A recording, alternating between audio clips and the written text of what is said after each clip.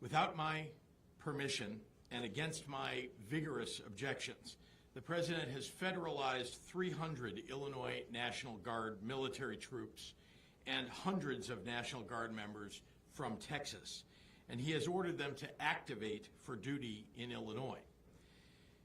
I have called upon Governor Abbott to immediately withdraw his support for this decision and refuse to allow Texas National Guard members to be used in this way.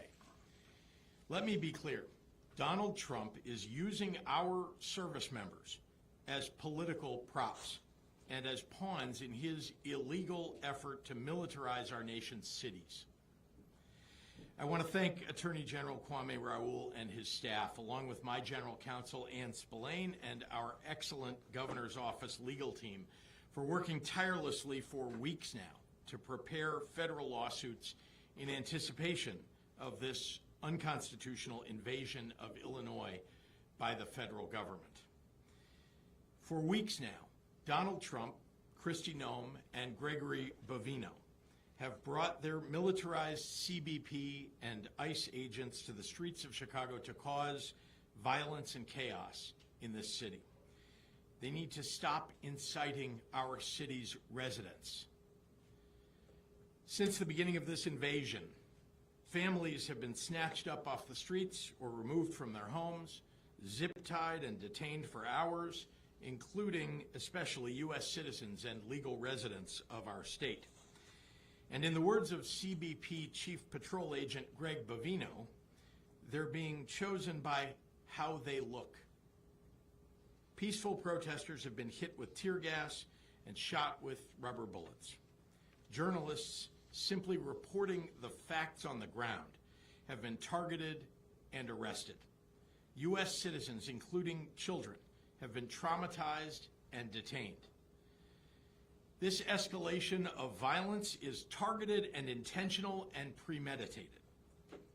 The Trump administration is following a playbook: cause chaos, create fear and confusion, make it seem like peaceful protesters are a mob by firing gas pellets and tear gas canisters at them.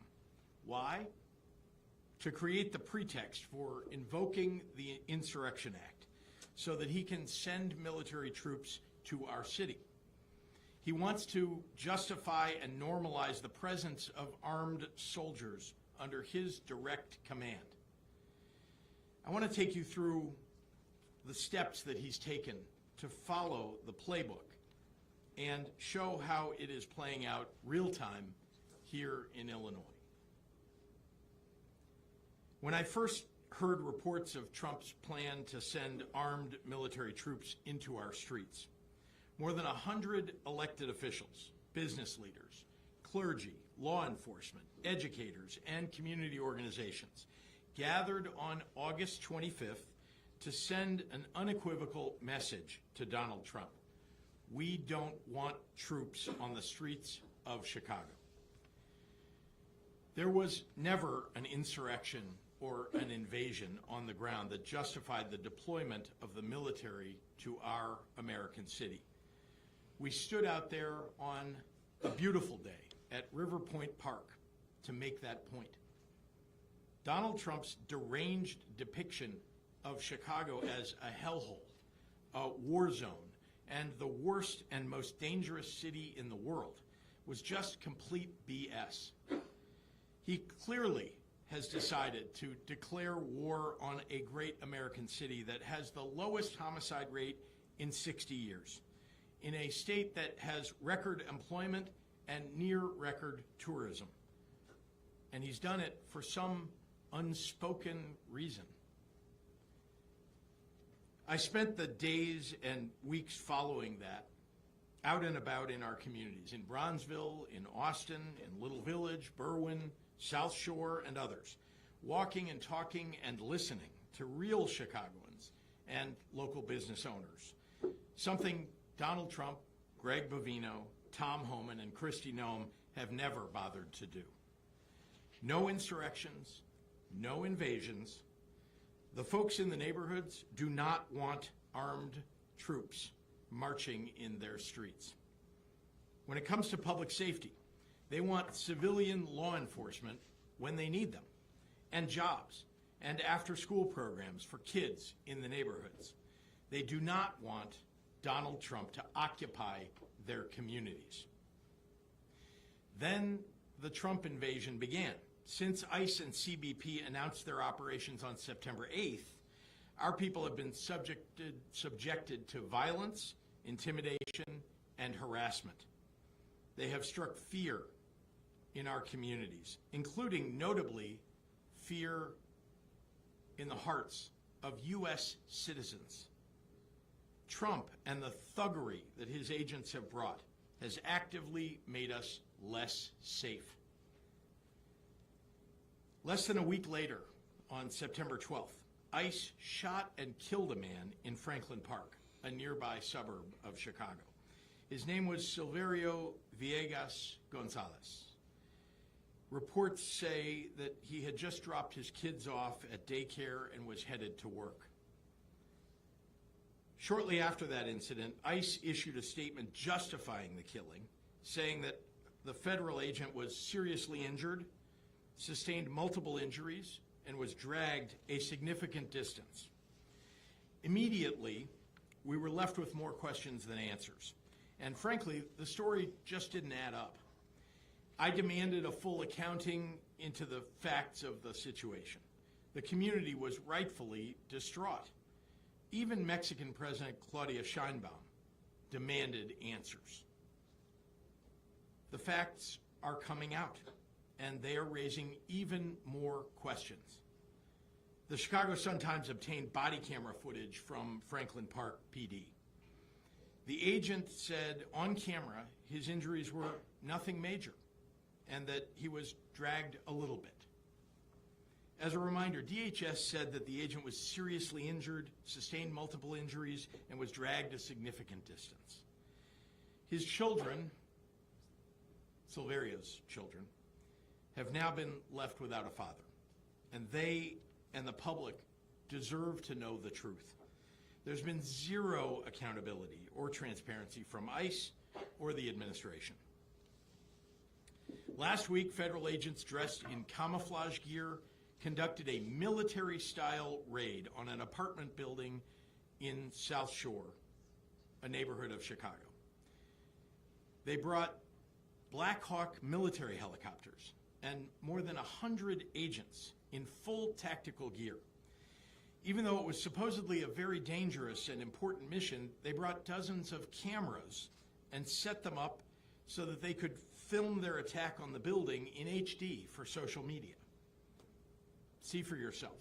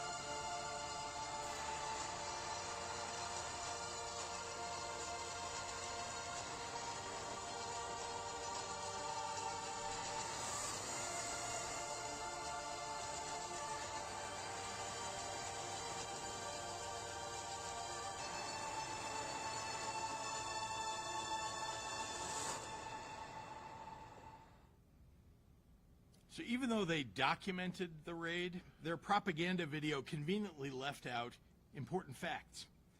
In the dead of night, and seemingly for the cameras, armed federal agents emerged from the Black Hawk helicopters, rappelling onto the roof of that apartment building. According to media reports, the agents ransacked multiple apartments and detained almost everyone in the building, including U.S. citizens and children who had done nothing wrong. Witnesses told reporters that federal officers zip-tied the hands of people, including children and seniors. Some, including U.S. citizens, were detained in the back of vans for hours. Seemingly proud of this shameful treatment of innocent people, they recorded it, and Kristi Noem posted the video, bragging about the operation. Since we sat through that propaganda, I think it's important to hear directly from members of the community who experienced this takeover of the building. Neighbors like Ebony Watson says they ducked for cover as they heard several flashbangs go off. They was terrified. The kids was crying. People was screaming. They looked very distraught. I was out there crying when I seen the little girl come around the corner. Because they was bringing the kids out too. Had them dip tied to each other. That's all I kept asking. Where's the morality? Where's the human? One of them literally laughed. He was standing right here. He said, them kids. Watson says budget trucks and military-style vans were used to separate parents from their children. Other neighbors say. All right, let's move on. No one can hear it, although ABC 7 gets credit. They had a big 15-inch chainsaw with a round blade on it, cutting this fence down. We're under siege. We're being invaded by our own military. The FBI did confirm this morning that they did help the U.S. Border Patrol carry out a targeted immigration enforcement operation in this area, and they say they have been supporting these efforts at the direction of the U.S. Attorney General. Imagine being a child awakened in the middle of the night by a Black Hawk helicopter landing on your roof. Imagine an armed stranger entering your home and forcibly removing you from your bed, zip-tying your hands, separating you from your family, and detaining you in a dark van for hours. This didn't happen in some faraway authoritarian regime. It happened right here in Chicago, right here in the United States of America. The reports of excessive use of force against children is unconscionable. And the way many innocent residents who lived in the building were treated is appalling. In response, I've directed the Illinois Department of Children and Family Services and the Illinois Department of Human Services to provide support and to evaluate the treatment of the children who were traumatized. If they find suspected abuse or neglect by federal agents, the state will be taking every possible action to hold those individuals accountable. Now, I'd like to turn to some examples of the more egregious actions that we've seen from ICE, CBP, and the other federal agents. Over the past several weeks, it has been made abundantly clear that Trump's invasion force is not going after the worst of the worst, like he said. They're harassing and detaining many people based only on the color of their skin. Tamale vendors, delivery people, people looking for work at Home Depot, and even families just out and about enjoying themselves on a sunny day. Dasha Ramirez, an 8-year-old girl, and her family were detained by federal agents while enjoying a day in Millennium Park. Witnesses saw her crying and clutching her doll. Honestly, what danger did they represent?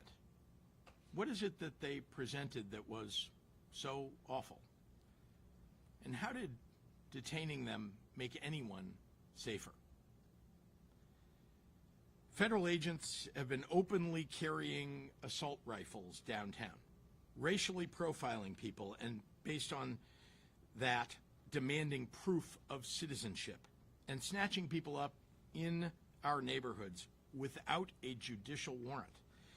All of it rightfully has Illinoisans very upset.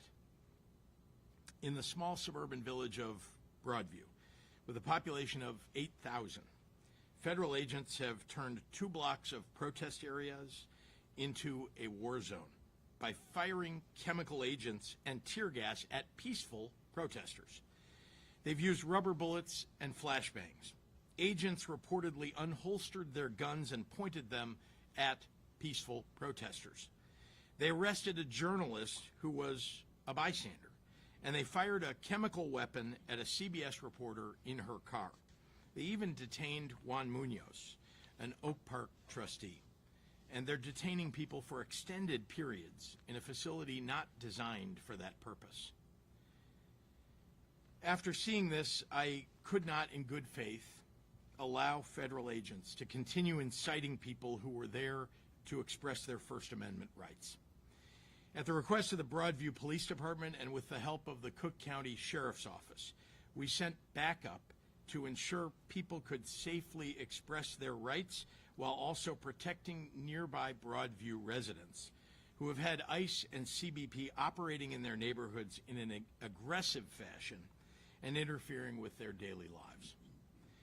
As someone who has, myself, peacefully protested since I was a kid, I understand the sentiments on the ground from some of the advocates, but I want to say this: peaceful protesters are welcome. Federal agents who abuse their position to terrorize Illinoisans and incite violence are not welcome. They aren't receiving any orders from Trump to cease and desist their aggressive behavior. Remember, they answer only to Trump, not to the people of Illinois. In case there's any doubt about that, Nome, Bovino, and their agents have been escalating the situation outside the ICE facility and inhibiting the Broadview police from doing their jobs. At one point, state police asked CBP leaders for time to move the crowd to avoid any unnecessary confrontations.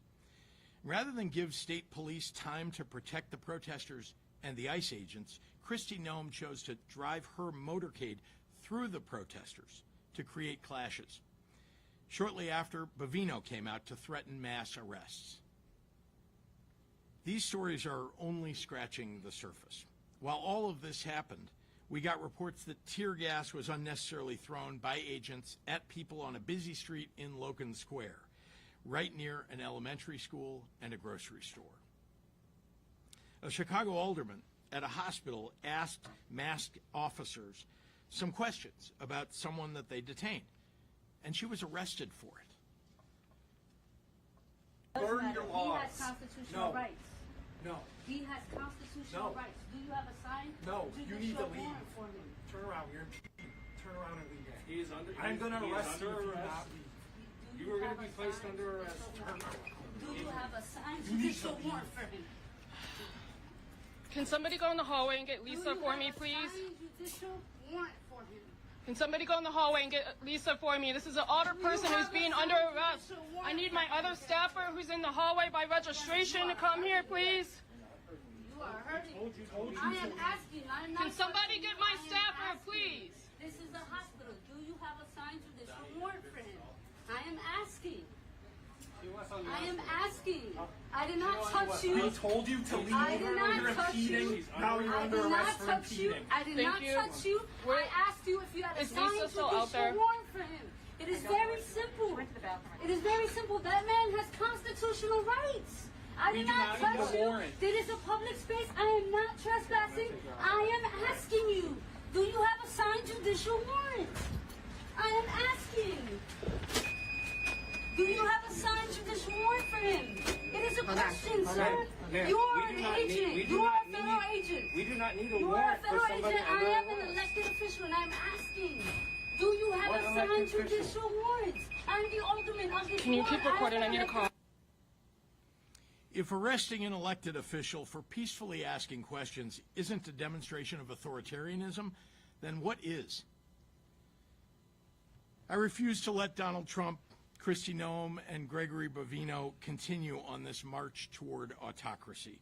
Their plan all along has been to cause chaos, and then they can use that chaos to consolidate Donald Trump's power.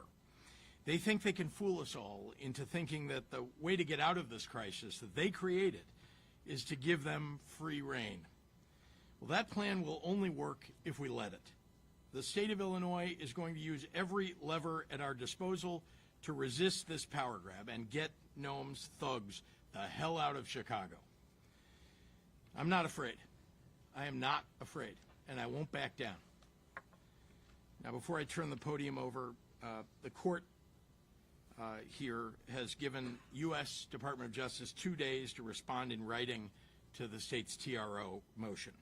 They have to respond by midnight Wednesday night, and the next hearing will be on Thursday.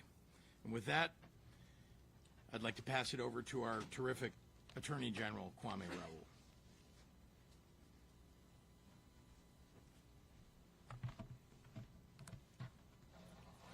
Thank you, Governor. Good afternoon, Good afternoon. As we all know, the president has for some time been threatening to deploy the National Guard into Chicago and into the state of Illinois.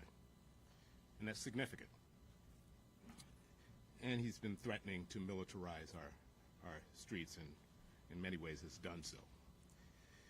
This morning, I filed a lawsuit challenging the unlawful deployment of the National Guard troops to Illinois, including the Illinois National Guard, the call for the Texas National Guard. And my lawyers have just, as the governor updated you, were just in court arguing these actions. We're seeking a temporary restraining order, and we'll hear from the government from the federal government within a couple of days. The American people, regardless of where they reside, should not live under the threat of occupation by the United States military, particularly for the reason that their city or state leadership has fallen out of the president's political favor. I've said we would be prepared to respond to any unlawful deployment, and that moment has come, and we have responded. In the more than 40 lawsuits we have filed challenging the Trump administration's unlawful actions, we've explained that the executive branch has to follow the law. A president cannot go beyond the authority granted by Congress with regards to deploying the National Guard. The militia clauses of the United States Constitution give Congress sole authority to decide what factual circumstances allow the president to federalize the National Guard. The Posse Comitatus Act prohibits members of the military from engaging in civilian law enforcement. Just last month, a judge in California recognized that fact. Our local law enforcement have shown time and time again that they are effective at maintaining peace throughout Illinois. And the 10th Amendment preserves the state's sovereignty and right to do so. And there is no need or justification for a militarized response to anything going on in Chicago. It is unfair to National Guardsmen. It is unfair to local law enforcement. And it is certainly unfair to the law-abiding citizens of Illinois who do not want to be subject to military occupation. The only situations that are out of control are certain ICE and Customs Border Patrol officers who are engaged in shocking overreach in an attempt to create a crisis. In fact, President Trump's own statements over time demonstrate that this is not at all about an emergency. He said specifically that he wants to use American cities as military training grounds. He has threatened using a meme, Chicago about to find out why it's called the Department of War. He has disparaged and threatened to deploy in Chicago for weeks. This is not about an emergency. This is a political targeting utilizing our military.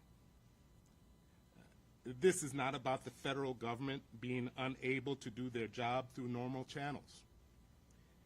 This is about a president's unconstitutional desire to take the unprecedented action of militarizing American cities. But just this weekend, a judge in Oregon issued a temporary restraining order stopping the administration similar actions in Oregon. As the judge said in the ruling, this is a nation of constitutional law, not martial law. Donald Trump's derogatory comments about the city of Chicago started even before he took office. Without any official communication with the state, Operation Midway Blitz began bringing federal immigration teams in unconstitutional detentions and raids that have caused mass panic and protest and injuries. And the shooting of a Franklin Park resident and father during an attempted warrantless vehicle stop by federal agents. Throughout the month of September, it is federal agents who have escalated tactics, with the head of the Customs and Border Patrol operations in Chicago threatening that ICE would bring a shit show to Broadview, which is what they have created. It was not until September 26 that a memo from DHS was sent to the Department of Defense requesting 100 troops to be sent to protect ICE facilities in Illinois, presumably in reference to Broadview. That memo was emailed to a member of the Illinois National Guard on September 29th, requesting troops to integrate with federal law enforcement operations. The state received no further communication until the morning of October 4th, a Saturday. At that time, Adjutant General Rodney Boyd received a call from the U.S. military asking him to start the process of calling up 300 members of the Illinois National Guard. It was followed by a memo stating that the President has directed the mobilization of at least 300 members of the Illinois National Guard to protect the federal personnel, functions, and property in Illinois, with no further specifics.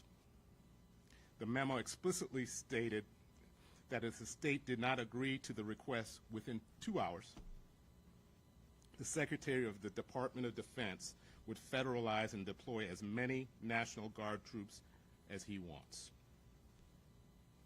Because there is no public safety need or other emergency requiring the National Guard intervention, Illinois again declined to voluntarily call up troops that we don't need or want. Saturday night, General Boyd received a memo purporting to call the Illinois National Guard into federal service under Section 12406 of the U.S. Code, even over the objection of the governor.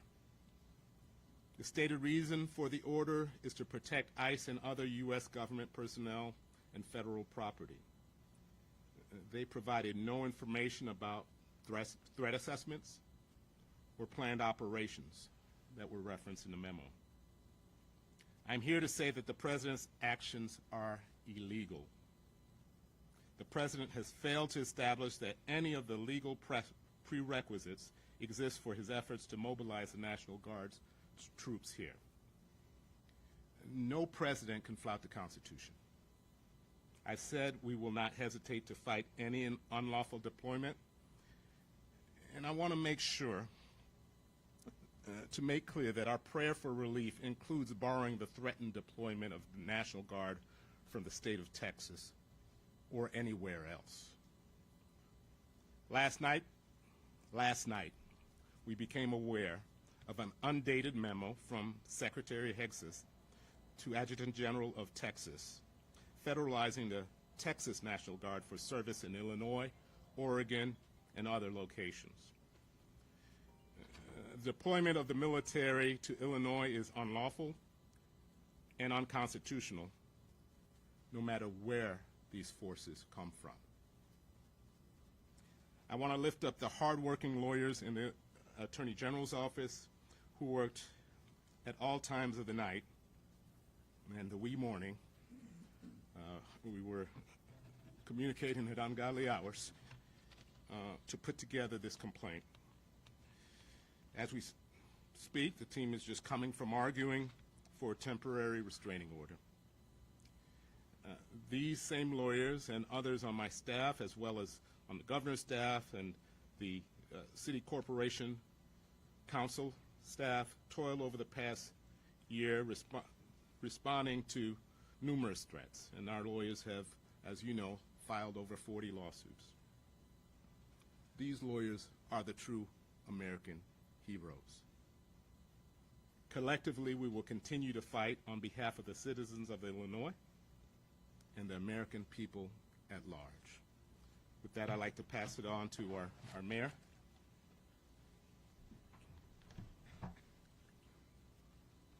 Thank you, Mr. Attorney General. Thank you to the governor. Good afternoon, everyone. Good afternoon. I'm grateful for all of the elected leaders that are here, our congressional delegation, as well as our Cook County Board President, which you'll hear from shortly. Today, I stand with all of our elected officials and community leaders in denouncing President Trump's declared war on Chicago and Illinois. I'm proud the city of Chicago is joining the state of Illinois in our lawsuit against the Trump administration's unlawful deployment of the National Guard in our city and in our state. I've promised that the city of Chicago will do everything in our power to protect the constitutional rights of all Chicagoans. This lawsuit is the latest demonstration of our commitment. Let me be absolutely clear. The president is not sending military troops to Chicago to keep us safe.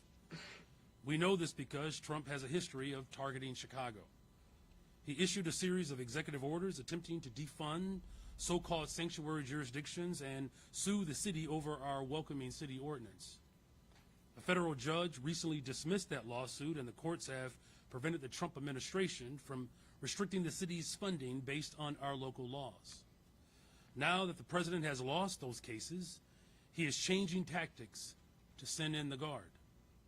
He has stated his intentions outright to use our neighborhoods as training grounds for our military. He told them that they are, and they must be, prioritized in order to, in his words, defending the homeland against the invasion from within in American cities run by, quote, radical left Democrats, specifically including the city of Chicago. The only radical is a president trying to deploy National Guard from across the country into our city. We do not need or want the National Guard to police our streets. We want to continue our holistic strategies and partnerships that have led to the safest summer in the city of Chicago in 60 years. Not only will a National Guard deployment make our communities less safe, but it will also have a chilling effect on economic activity in Chicago, as we have seen in other jurisdictions where the president deployed the Guard. And furthermore, deployment of the National Guard will impose costs on CPD and other city departments who will have to respond to protest activity and any issues that may arise from the deployment. This is wrong, full stop. With today's litigation, we send a message to the president. Chicago will not be used as a political prop. Chicago will not be intimidated, and we will not be silent. And to our residents, know that we are fighting for you and using every legal avenue to protect your rights, dignity, and your humanity. And lastly, I want to be clear. When we talk about protecting our democracy, we are not just speaking about the right to vote every couple of years. We are speaking about something much deeper and much more profound. We go back to the labor leader, A. Philip Randolph's definition of democracy, and he said, a community is democratic only when the humblest and weakest person can enjoy the highest civil, economic, and social rights that the biggest and most powerful possess. And that means that whether you are a billionaire or a thousandaire or a hundredaire, you deserve the exact same rights. The Constitution applies to all of our residents. This president wants to remake a country by the ultra-rich and for the ultra-rich, and he wants to use the military and his private militarized force to repress the rights of poor and working people. We prefer a government that is of, by, and for the people. That's what we are fighting to protect. And thank you again to the governor, the attorney general, and to our congressional delegation and our county leaders, and to all of our partners that have demonstrated a great deal of unity and courage and persistence in this moment. Our city has faced tough times before, and every time we stood strong because we stood together. Let's continue to work together to protect our democracy and to fight for the future of our country. And with that, please welcome to the podium Cook County Board President Tony Preckwinkle. Good afternoon. Good afternoon. I'm grateful to be here with the governor, with the attorney general, with the mayor, and members of our congressional delegation. Jesus Garcia, Jan Schakowsky, Mike Quigley, Raja Krishnamurthy, Brad Schneider, Robin Kelly, and Danny Davis. Thank you all. For generations, our neighborhoods have been built and rebuilt by working people who stand together in hard times. We're not strangers to struggle, and we're also not people who will be intimidated. The Trump administration's authorization of National Guard troops to enter Cook County and Chicago is a dangerous and reckless abuse of power. It's an affront to local governance, a violation of trust, and an insult to residents and local law enforcement officers who are working every day to make this city safer and more just. Slamming human beings to the ground, dragging them in the street. This is not immigration enforcement. It's intimidation. It's fear tactics. It's an illegal abuse of power dressed up as law and order. The truth is that our local leaders, our local police, our community organizations, and our residents have been working for years to reimagine what safety means.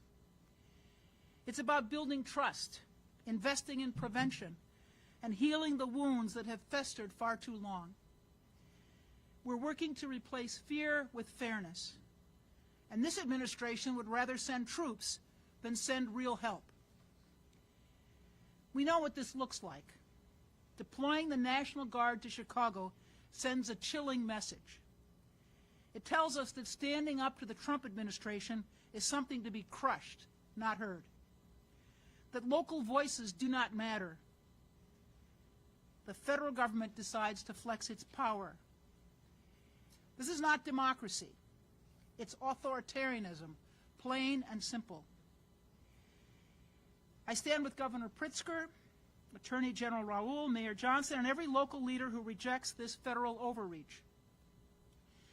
Cook County will continue to stand firm in defense of our residents and our democratic values. Cook County will be filing an amicus brief in full support of the state of Illinois' lawsuit to block the Trump administration from deploying federalized National Guard troops in our communities.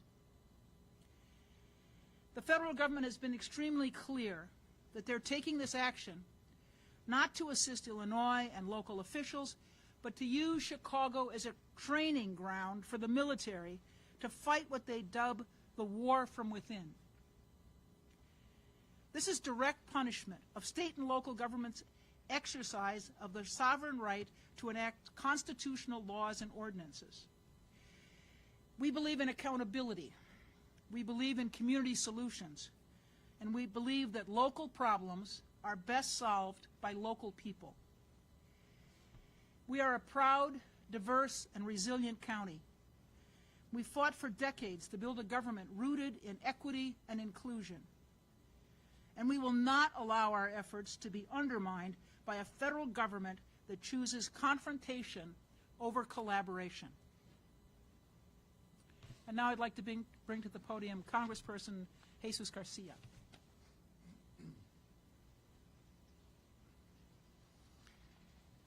Thank you to all the leaders of Illinois and Chicagoland, Cook County, that are assembled here, demonstrating once again that Chicago and Illinois are places with strong shoulders, and that we will shoulder any injustice and we will tackle any injustice that comes our way as we live this very dangerous moment in our history.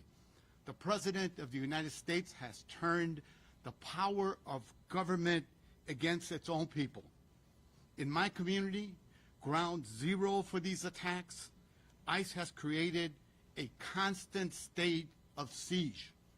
People worry about their presence and their tactics every single hour of the day and night.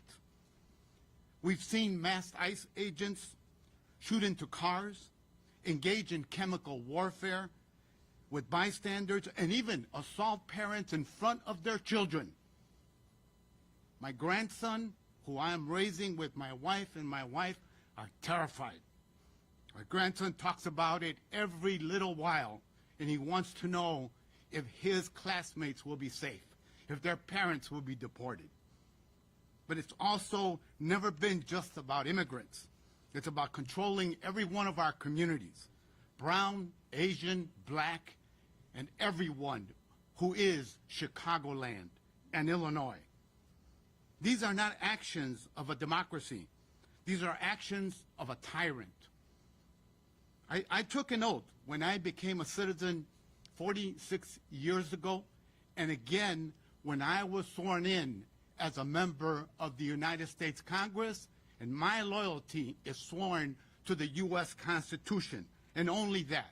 And my oath compels me to be here today with our leaders.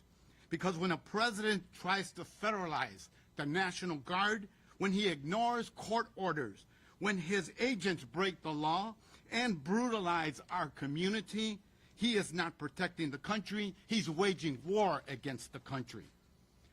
This lawsuit is not just about legal arguments, it's about accountability, it's about whether or not we'll allow tyranny to take root on our soil. Donald Trump is pushing the boundaries and daring to believe that the courts, the law, the Constitution no longer matter. We cannot stand for that. Don't lose the faith. We must fight as if the courts still matter, because they do. We must stand as if the law has meaning, because it does. And we must resist together, because only together can we defeat the assault on our communities. Chicago will not be intimidated. Illinois will not be silenced. History will remember where we stood in this moment, whether we stood tall or we shrank in fear. Today, we stand tall. Brevemente. Estamos viviendo en uno de los capítulos más peligrosos en la historia de nuestro país. El presidente de los Estados Unidos ha convertido el poder del gobierno en una arma en contra del pueblo. En mi comunidad, el epicentro de estos ataques, los encapuchados han creado un estado de sitio, disparando a carros, lanzando gases contra vecinos y asaltando a padres en frente de sus niños. Esto no se trata de controlar a nuestras comunidades, no son acciones de una democracia. Cuando yo tomé el juramento de ciudadano hace 46 años y después como miembro del Congreso, mi lealtad fue a la Constitución de esta nación. Y por eso estamos aquí unidos todos nosotros. Trump quiere nacionalizar a la Guardia Nacional e ignorar órdenes judiciales y permite que sus agentes violen la ley. Eso no es proteger al país, es hacerle la guerra. Chicago no se dejará intimidar. Illinois no será silenciado. Hoy nos paramos firmes, declaramos que el intento de ser dictador no ganará, que la democracia no morirá bajo nuestra mirada y que el poder del pueblo superará el poder de cualquier presidente. Muchas gracias. Thank you. Happy to take questions from members of the media. Tina.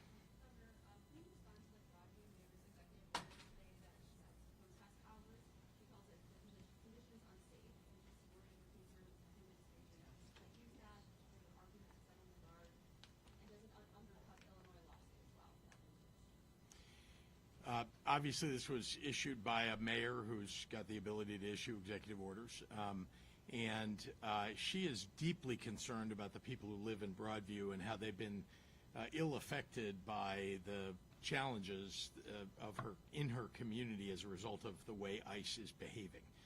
So I know that it was aimed at that. I can't speak to whether it would affect the lawsuit or I know this is about, though, keeping the people of Broadview from being targeted or being unsafe in their communities. I mean, these are folks who are just trying to get to the grocery store, take their kids to school. They live in a community that never had this kind of unrest until Donald Trump decided to do this.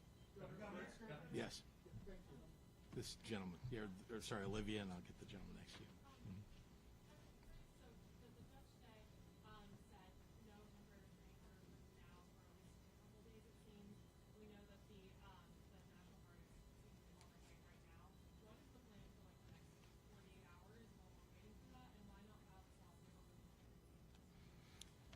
I'll let the Attorney General talk about the timing. As I said, and I apologize, Olivia, I did get your message. My lawyers have been toiling for weeks on this issue, as well as other issues. Timing for filing our lawsuits is when they are ready. As you may note, if you've read the complaint, it's a 70-page complaint with a over 50-page supporting memorandum with over 300 pages of supporting materials that have been put into place over time, and they're facts that evolve over time, including, as I mentioned earlier, us becoming aware of the notion of deploying the Texas National Guard last night. We didn't know that Saturday. We didn't know that Sunday morning. And so facts evolve, and so we file a lawsuit not in a rush to just say that we're responding, but we work hard to make sure it's right. It's right by the law, it's right by the facts, and we file it when it's ready. I've known of talks about the Illinois National Guard for weeks, but it was not ripe for filing.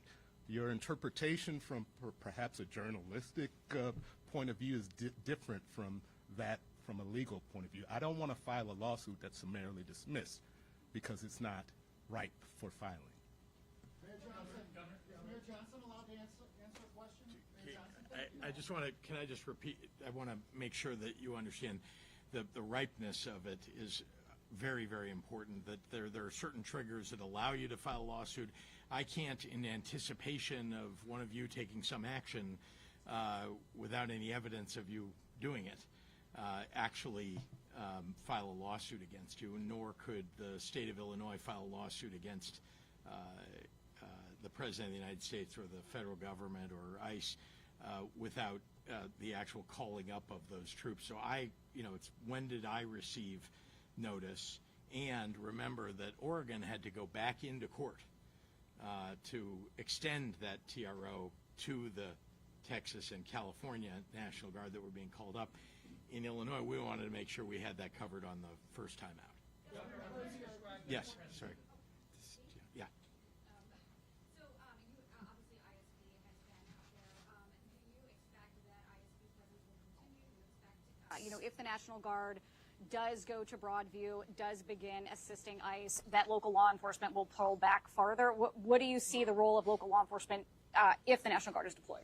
The role of local law enforcement to protect the people who are protesting and their First Amendment rights, the people of Broadview that we've been called up by the Broadview police. So that's their role, is to back up local police and make sure that the people in that area are kept safe. That doesn't change because there are federalized Illinois National Guard. They're under the orders of the President of the United States, and the Illinois State Police is under the control of the state government and of me. Governor Pritzker, will you allow Mayor Johnson to answer a question here today? Excuse me for 1 second, sir. I've heard you describe today the presence of the federal law enforcement here as illegal and unconstitutional. You have said it's a pretext for the invocation of the Insurrection Act. You have said you'll use all authorities at your disposal as the governor of the state to push back on this. And I just heard you talk about your control of the state police here. Beyond legal challenges, what does that push back against the potential invocation of the Insurrection Act look like? Would you order the state police to arrest or detain federal officials or stand in the way of federal law? No, we follow the law in Illinois. We follow the law. Unlike Donald Trump, we follow the law. We have made sure that, again, under state law, that we've provided funding for programs so that people know their rights, so that they can protect themselves. That's first and foremost. We've made sure that we've pleaded with the public to take action by using their phones to videotape anything and everything that they see. We want to make sure that that's recorded. It's why we were able to even show some video here today. And again, beyond going to court, we have encouraged people to shop at small businesses, to help out your neighbors. We provided support for those children who've been traumatized and for their families by those attacks. But it is the courts, in the end, that are going to have to rule on whether or not Donald Trump has the ability to call up National Guard from another Governor state or Pritzker, from are our you state. above federal law? Are you above federal law? The job of our state police, the mission that they've been given, is to keep the people who are in Broadview and who are protesting safe from ICE, who have been firing gas pellets at people when they've been peacefully protesting. Staff? To keep them safe doesn't mean to physically stop ICE agents from doing those types of activities. Again, we follow the law. There are federal agents following what their orders are.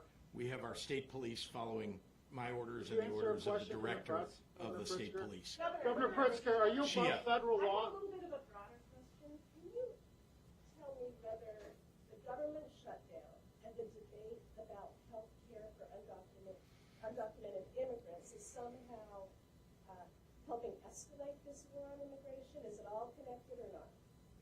No. The only connection that you could ever find in that regard is that Donald Trump likes to go after Democrats, political opponents. You know, he's called the Democratic Party a leftist. His organization, his White House has called the Democratic Party a terrorist organization. He is attacking anybody that's opposed to him. So that's the only connection I can find. Otherwise, the reality is that he's just going after everybody that he views as standing in his way of imposing his authoritarian Governor rule. Pritzker, is your rhetoric causing Come on. violence? Is your invasion rhetoric, your Civil War rhetoric causing the violence? said today that he doesn't have the power to arrest federal agents. So how can you enforce the executive order from this morning? The executive orders are about ensuring that we are protecting the people of Chicago and defending our democracy. I've given very direct instructions to ensure that all of our sister agencies and our city departments are doing just that, upholding the local ordinances and again protecting and defending the rights of every single resident. You know, as far as being able to enforce the measures that we have put forward, one, we're going to use every single tool that's available to us, and as I've stated before, you just heard the governor express it as well. This battle is going to take place in the courts and in our communities. Here's what's most important here, is that the people in this city, in this state, and throughout the county, is that we're all united around protecting the fundamental right to be able to have a democracy. And that's going to simply mean that we're going to have to organize on the ground. This is not just simply about a battle between authority. This is about making sure that the 700 people who showed up on the north side of Chicago to organize, to build the resistance, that's a clear example of how the organizing on the ground plays an incredible role in defending people. It's going to take everything: litigation, executive orders, legislation, and I believe most importantly, the people of this city, county, and the state, and throughout the country, pushing back against tyranny. Mayor Johnson, is calling for a civil war causing violence? Is your civil war language and calling? We've seen federal officers assault journalists and residents for just yelling at officers who are exercising their First Amendment right. How do you expect to maintain law and order and protect citizens who are actively exercising that First Amendment right if CPD is not interfered? Yeah, let me be clear. Every instance that you're talking about is something that was incited by a federal agent. Everything you're talking about. So just to remind everybody, this is the pretext.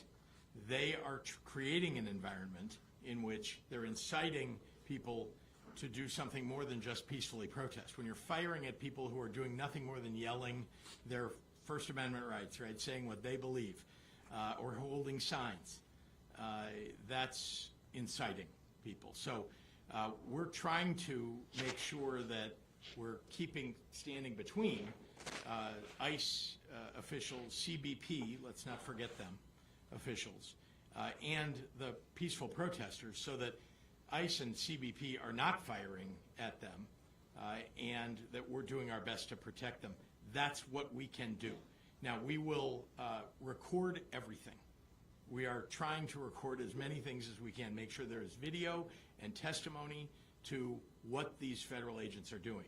And the federal government, normally, there are inspectors general, there are investigators that will investigate a circumstance of a federal agent breaking the law. If that doesn't take place, and we have evidence to back up if they do, but we are doing those, and again, I gave you the example of DCFS and the Department of Human Services doing their job to look at those records and to talk to the people who have been affected. There are also private attorneys, I want to add, who are going after this, because there is also private right of action for people. So in addition to the work that the Attorney General is doing, there are organizations like the ACLU who are filing lawsuits against the folks at CBP and ICE. I just want to say one other thing about CBP, because I don't think people are paying attention to this fact. CBP is only allowed to operate within a certain number of miles of the border.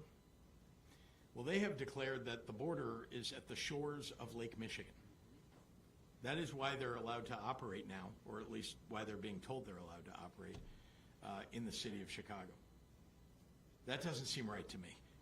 The border, as far as I know, first of all, if you go all the way across Lake Michigan, you'll find a border, but also, you know, more than 1,000 miles away from here is the border on the south of the state of Governor the Pritzker, United the States. people of Illinois want to know Rose. why it's okay to use the National Guard to protect the DNC desks, but not to protect the legal rights of citizens, Governor?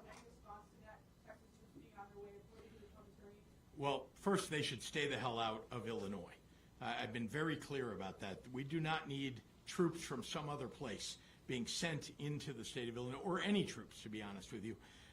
Although I have to say, I have great affection for the Illinois National Guard. They do excellent work. They are trained to protect not only the state of Illinois, but the United States. And they are sent abroad to do that. They are trained as soldiers. And instead, they're being conscripted into something that would make them something like a police officer. Why was it okay And yet to they use them don't for have that- the for the training DNC? to back that up. Why was it okay They have to use the amazing Illinois training, National but Guard to not, protect the DNC? but not to be on the street making arrests or doing crowd control.